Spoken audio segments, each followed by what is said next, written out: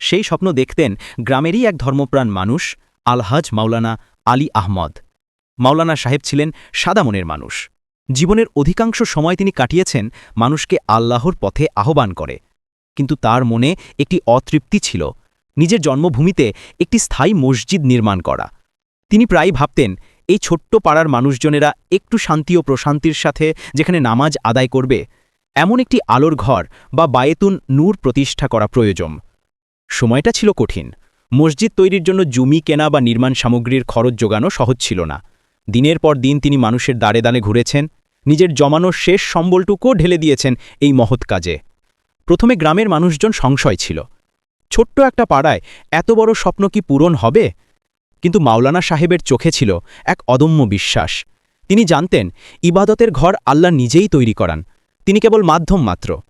দীর্ঘ 5 বছরের অক্লান্ত পরিশ্রম, রাতের পর রাত জেগে কাজ তদারকি আর শত মানুষের ছোট বড় দানের ফলস্বরূপ একদিন গ্রামের পশ্চিম পাড়ায় মাথা তুলে দাঁড়াল বাইতুন নূর জামে মসজিদ।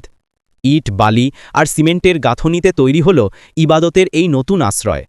মসজিদের সামনের ফলকে যখন বড় করে প্রতিষ্ঠাতা হিসাবে মরহুম আলহাজ মাওলানা আলী আহমদের নাম খোদাই করা হল, তখন তার মন ভরে উঠল এক স্বর্গীয় শান্তিতে।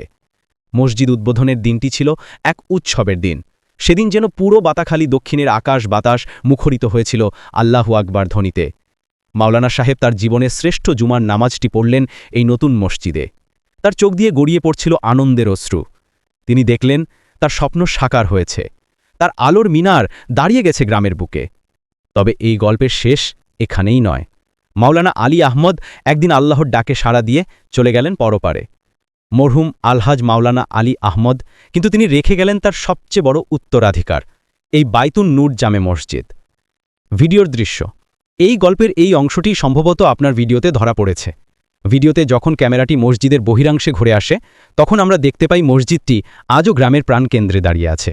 এটি কেবল একটি ইমারত নয়, এটি হলো মরহুম আলহাজ মাওলানা আলী আহমদের ত্যাগ, বিশ্বাস আর ভালোবাসার এক জীবন্ত প্রতীক, যা প্রজন্মের পর প্রজন্মকে নামাজের জন্য আহ্বান করে যাচ্ছে আর বাতাখালী দক্ষিণ পশ্চিম পাড়াকে আলোকিত করে রেখেছে এক অবিচ্ছিন্ন নূরের ধারা।